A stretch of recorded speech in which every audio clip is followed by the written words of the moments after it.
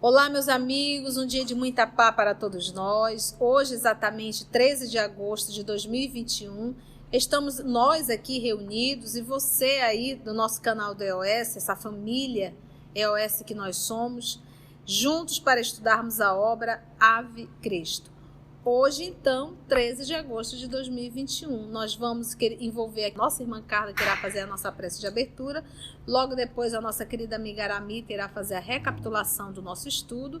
Teremos aqui a voz do Corvino, que será feito pelo nosso querido Wesley. E teremos o nosso irmão Augusto, que faz a voz do Senhor Varro. E pedimos a Jesus que ele possa nos conduzir. Vamos, então, fazer a nossa oração? Amado Jesus, mais uma vez te agradecemos a oportunidade e a alegria de nos reunirmos para estudar. Abre nosso entendimento, suaviza nosso coração para receber essas lições e que possamos, no nosso dia a dia, incrementá-las, fazendo brilhar a nossa luz com a tua presença doce e suave. Que assim seja. No nosso último estudo, ainda continuamos no ano de 217 e Quinto Varro acabou de chegar da palestra do irmão Corvino e foi se aconselhar com ele quanto aos seus problemas domésticos, porque ele descobriu que sua esposa o traía com seu patrão. E o irmão Corvino está aconselhando a não julgar, a perdoar, a não ser aquele que atira a primeira pedra. Então, eles estão conversando sobre isso. Então, vamos lá, que Jesus nos conduza. Vou voltar aqui um pouquinho. O corpo é passageira vestidura de nossa alma que nunca morre. O túmulo é a ressurreição. Tornaremos a carne tantas vezes quantas se fizerem necessária, até que tenhamos alijado, seja retirado, todas as impurezas do íntimo, como o metal nobre que tolera o cadinho purificador, até que arroje para longe dele a escória que o desfigura. Então aqui nós paramos, que foi a fala do senhor Corvino. Corvino fez ligeiro intervalo, como a dar oportunidade à reflexão dos ouvintes, e prosseguiu. Jesus não falava simplesmente ao homem que passa, mas, acima de tudo, ao espírito imperecível. Em certo passo dos seus sublimes ensinamentos adverte, abre aspas, melhor será entrares na vida aleijado que, tendo duas mãos, te aproveitares delas para a descida às regiões inferiores. Fecha aspas. Referindo-se o Cristo ao mundo como escola em que procuramos o nosso próprio burilamento, cada qual de nós vem à Terra com os problemas de que necessita. A provação é remédio salutar. A dificuldade é degrau na grande subida. Nossos antepassados, os druidas, ensinavam que nos achamos em um mundo de viagens ou em um campo de reiteradas experiências, a fim de que possamos alcançar, mais tarde, os astros da luz divina para sermos um com Deus, nosso Pai. Criamos o sofrimento, desacatando as leis universais e suportamo-la para regressar à harmoniosa comunhão com elas. A justiça é perfeita. Ninguém chora sem necessidade. A pedra suporta a pressão do instrumento que a desgasta, a fim de brilhar soberana. A fera é conduzida à prisão para domesticar-se. O homem luta e padece para aprender e reaprender, aperfeiçoando-se cada vez mais. A terra não é o único teatro da vida. Não disse o próprio Senhor? A quem pretendemos servir que existem muitas moradas na casa de nosso Pai? O trabalho é a escada luminosa para outras esferas, onde nos reencontraremos como pássaros que, depois de se perderem uns dos outros sob as rajadas do inverno, se reagrupam de novo ao sol abençoado da primavera. Vocês observaram que a fala de Corvino é riquíssima, né? A quantidade de puxões que ele dá, porque o senhor Varro está vivendo um momento de muita dor, um momento de um desprendimento total, um momento de tudo na vida dele vai mudar. Porque você imagina, ele não poderá continuar trabalhando no mesmo local, porque o então superior dele, o proprietário da empresa, é o amante da sua esposa, e ele também não vai poder continuar com a esposa nessa condição, até porque ambos, o casal então, né, o amante e a própria esposa, já estão idealizando como se livrarem de Varro. A maior dor dele é em relação realmente ao filho Tassiano. Então, nesse momento de dor, qual é a fala do senhor Corvino?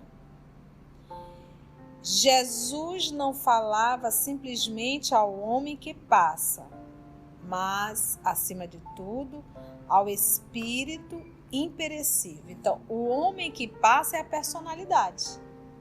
Então, Jesus não falava a personalidade que vai morrer. A personalidade, ela morre. Eu estou hoje com a personalidade Conceição. Então, quando se fala em personalidade, personalidade foi aquilo que eu construí nessa encarnação.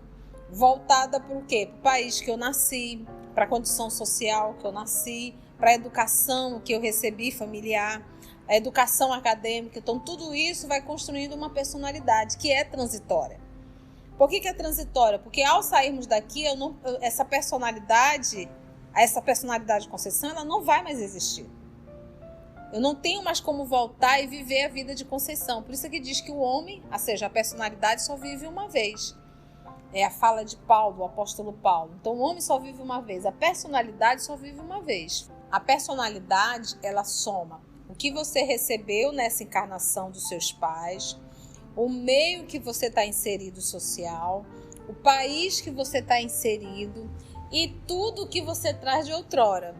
Entendeste? Soma tudo, tá? Soma. O que tu traz vai somar com o que tu está formando agora nessa personalidade. Por exemplo, isso nós temos pessoas que, apesar de terem nascido num país americano, num país latino como o nosso, se comporta como um europeu. Então você percebe que, apesar dela estar aqui, de ter recebido toda essa cultura, ela traz no mundo íntimo dela muito forte a sua condição europeia. Então você olha e diz assim, essa pessoa não é daqui do Brasil, mas é a personalidade dela. Quando eu te digo que perde, que é passageira, por quê? Porque por mais que essa pessoa tenha vivido na Europa, ela não tem mais como viver aquela personalidade. A personalidade é transitória, entende?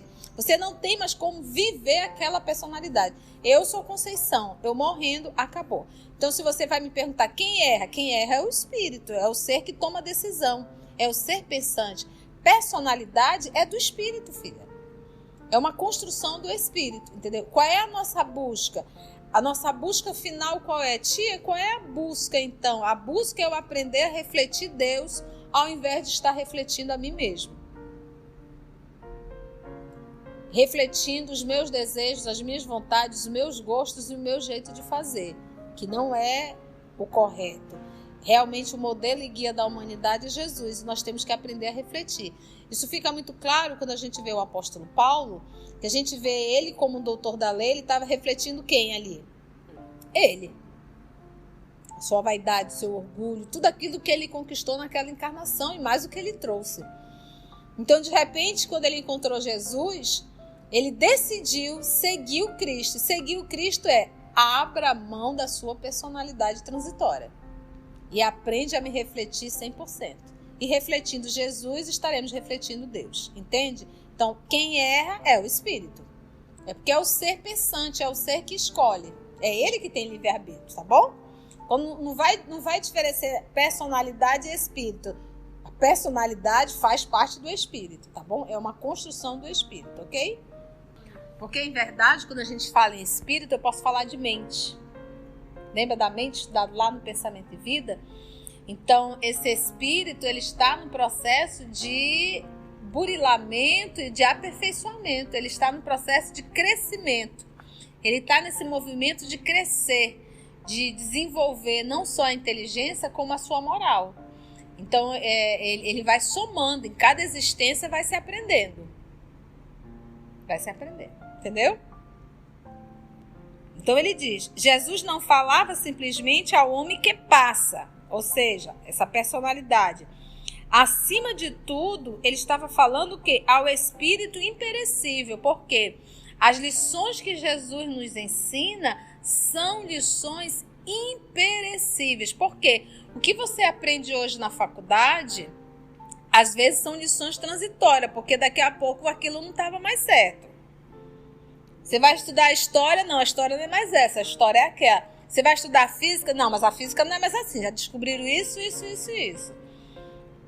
Você estuda o próprio português? Não, já mudou a gramática, agora é assim. Então isso tudo se torna o quê? É algo transitório. A lição do nosso Senhor não vai ser transitório nunca.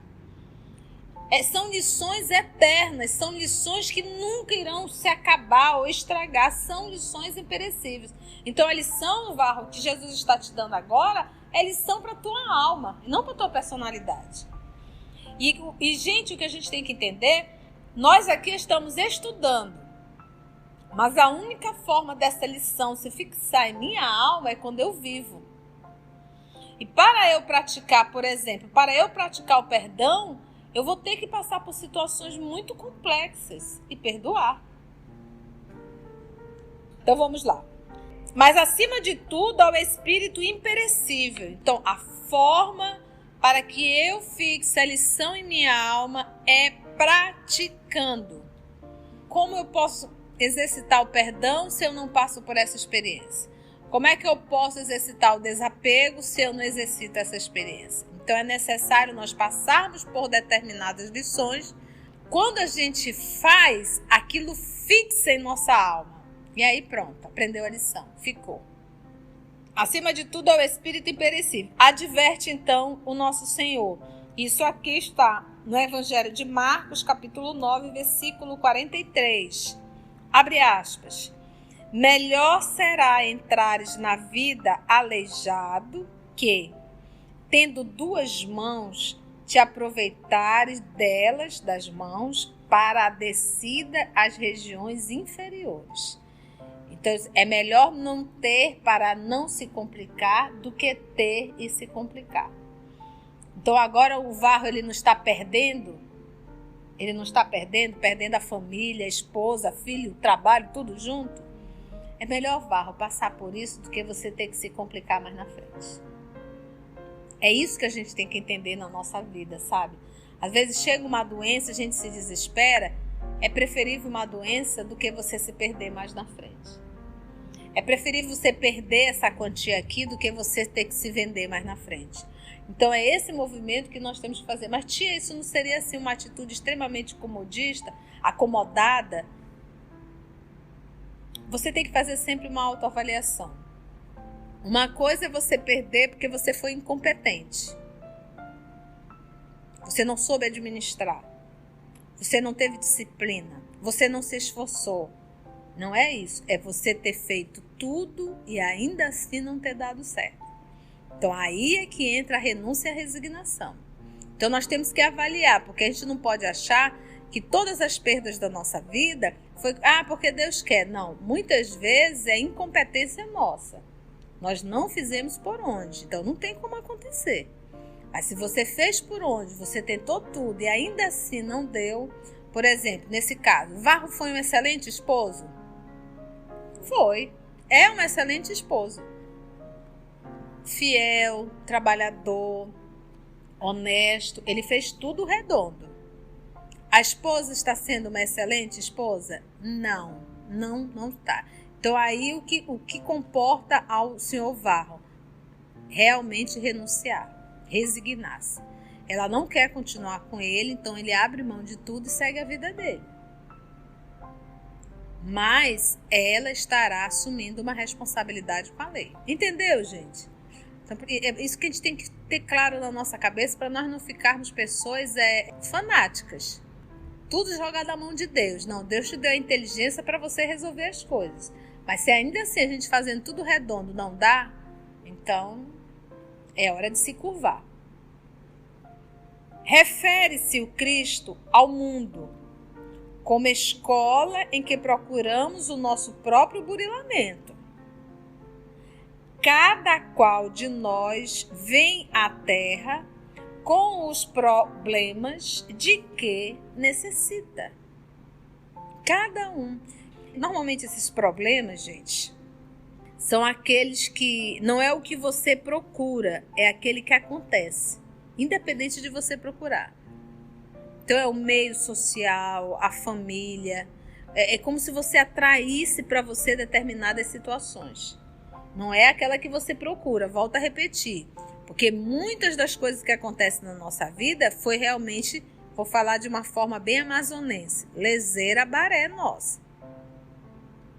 A gente busca, a gente procura, a gente se enrola todo, tá? Você tá com o nome vermelho, endividado, e você tinha que passar por isso? Não, isso é incompetência mesmo. Faltou saber administrar.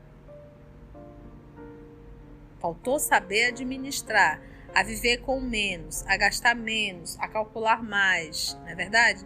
Então, aí aparece de repente uma cirrose hepática. Eu tinha que passar por isso. Não, você bebeu muito. Eu estou perdendo um pouco a memória. Você usou muita droga. Entende, gente? Então, a gente tem que sempre fazer uma autoavaliação.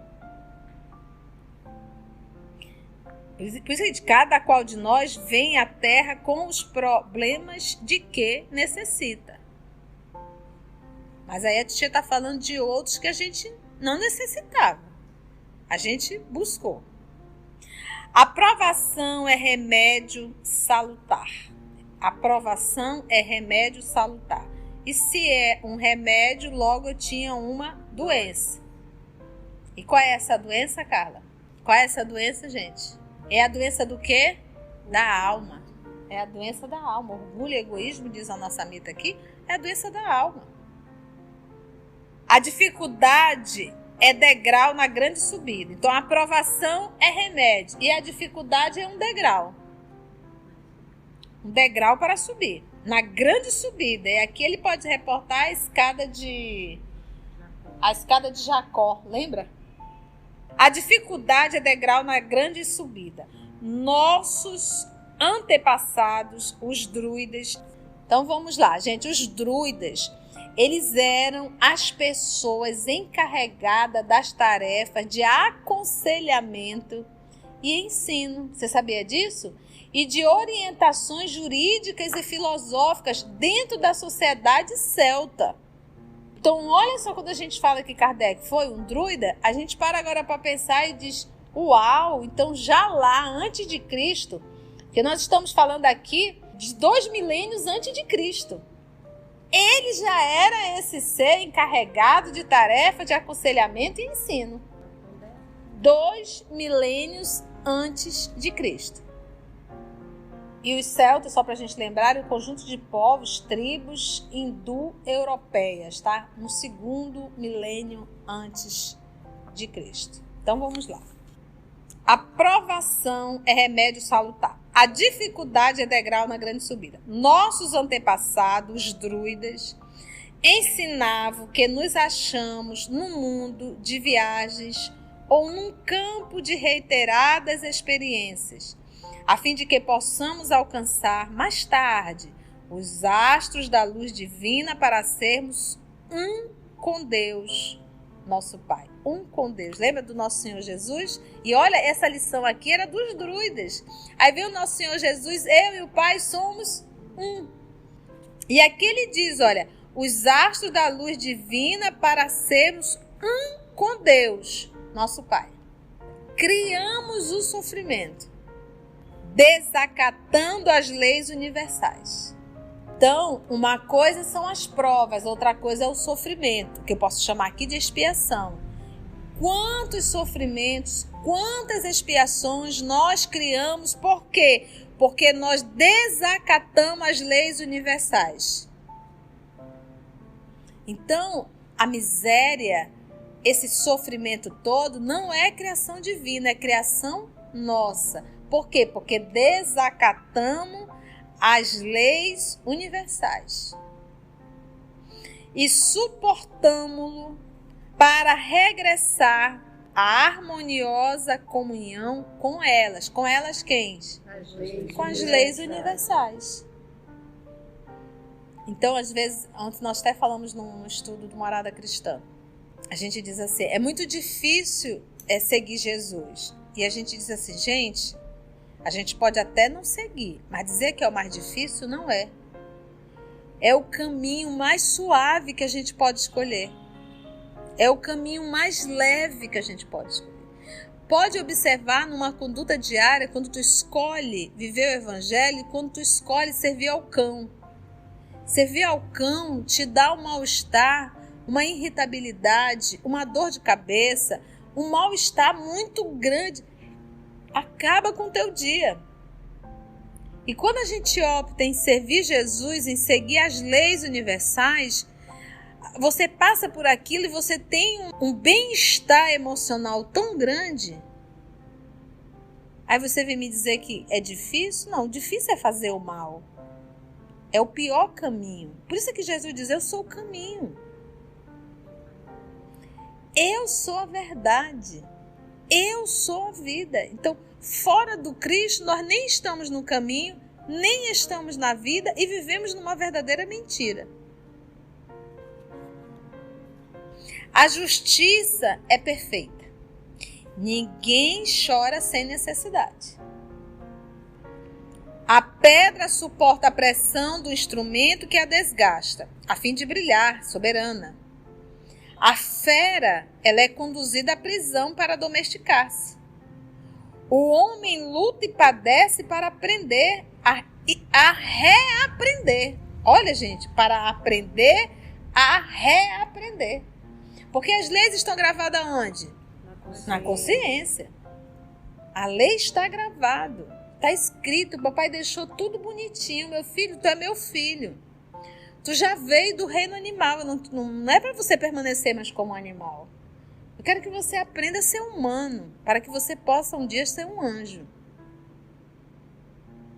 Então, a gente desaprendeu a obediência a Deus. Tio, o que a gente desaprendeu? A obediência a Deus. Porque no reino animal, é a lei do instinto que nos conduz. E ali a gente aprendeu. Você não vê nenhuma formiga se juntar lá no seu formigueiro e dizer, vamos fazer aqui uma greve contra a formiga rainha. Ah, o que é isso? A gente trabalha, ela fica lá. Ah, não. Você não vê. Ninguém no reino animal fazendo qualquer motim contra Deus, nosso Pai.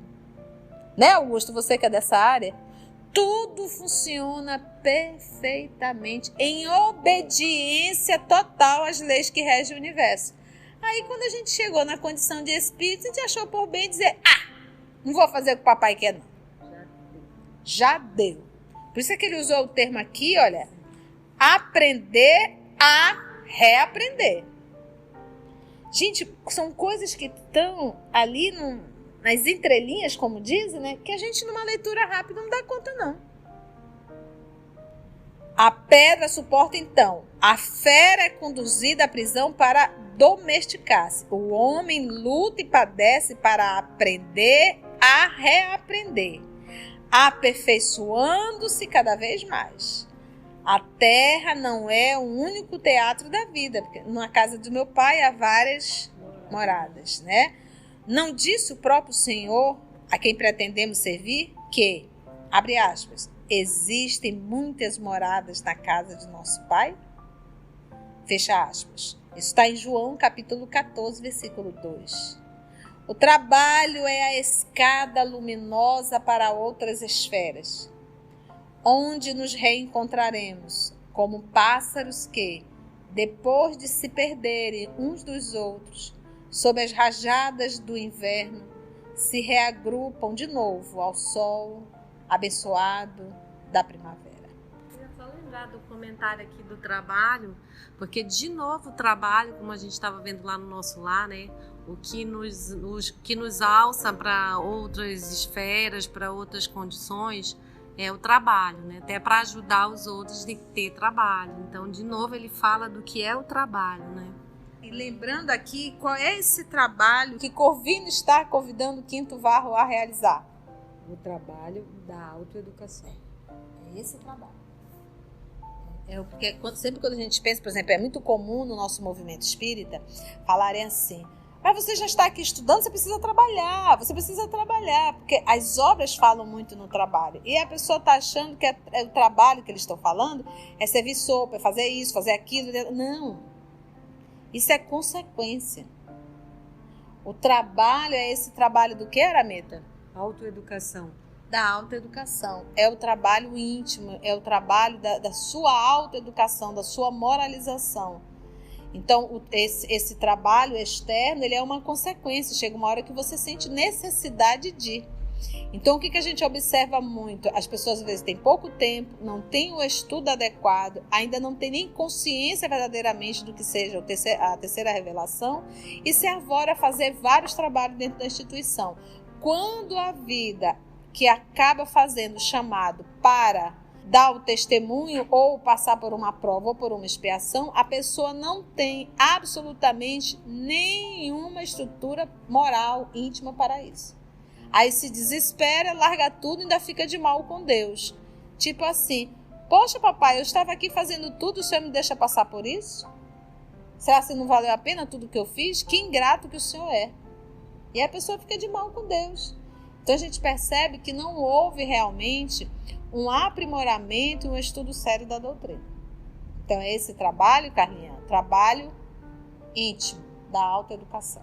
E no caso dele, a gente vê que ele tem que aprender esse desapego, né? Porque desde o começo ele é avisado, advertido de que ele deveria deixar a Tassiano seguir, ele insiste.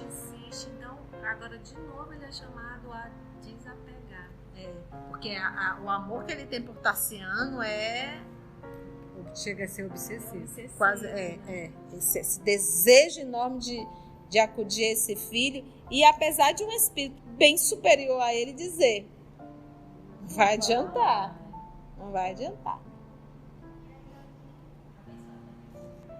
Passando a mão pelos cabelos brancos, o velho acentuou: tenho a cabeça tocada pela neve do desencanto.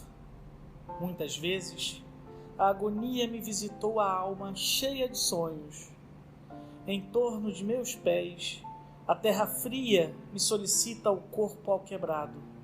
Mas dentro do meu coração, a esperança é um sol que me abrasa, revelando em suas projeções resplandentes o glorioso caminho do futuro. Somos eternos, Varro. Amanhã, reunir-nos-emos felizes no lar da eternidade, sem o pranto da separação ou da morte. E a gente observa mais uma vez a lição do senhor Corvino. Tenho a cabeça tocada pela neve do desencanto, muitas vezes a agonia me visitou a alma cheia de sonhos. Em torno de meus pés a terra fria me solicita o corpo alquebrado, porque ele já está aí bem envelhecido. Mas dentro do meu coração a esperança é um sol que me abrasa, que me aquece. Então eu digo assim, que você pode viver com pouco dinheiro, você pode viver com pouca roupa, você pode viver numa casa bem simples, mas sem esperança ninguém vive. Quando você perdeu a esperança, você perdeu a razão de viver. Porque aí não faz sentido você sair da sua casa. Ouvindo aquelas palavras repletas de convicção e de ternura, o moço patrício aquietou o espírito atormentado. Mais alguns minutos de animadora conversação correram rapidamente, céleres, e algo refeito dispôs-se a partir. Uma biga ligeira, por ele solicitada, esperava-o a reduzida distância. Quando o galope dos cavalos se fundiu, no grande silêncio, à porta do templo doméstico, o jovem, mais tranquilo, notou que poucas estrelas ainda fulguravam palidamente enquanto o firmamento se tingia de rubro. Alvorejava a manhã. Varro, contemplando o formoso céu romano E pedindo a Jesus lhe conservasse a fé, aurida no entendimento com o velho cristão gaulês, na estrada de Órtia, julgou encontrar, naquela madrugada de surpreendente beleza, o símbolo do novo dia que lhe marcava agora o destino. Cenas do próximo capítulo. E assim, meus amigos, nós conseguimos finalizar o capítulo 2 da obra Ave Cristo. No nosso próximo estudo, se Deus assim nos permitir, iremos adentrar em compromisso do coração. Agradecemos a Deus, nosso Pai, a Jesus, o amor de nossa vida e a espiritualidade amiga que mais uma vez nos conduziu nesse trabalho.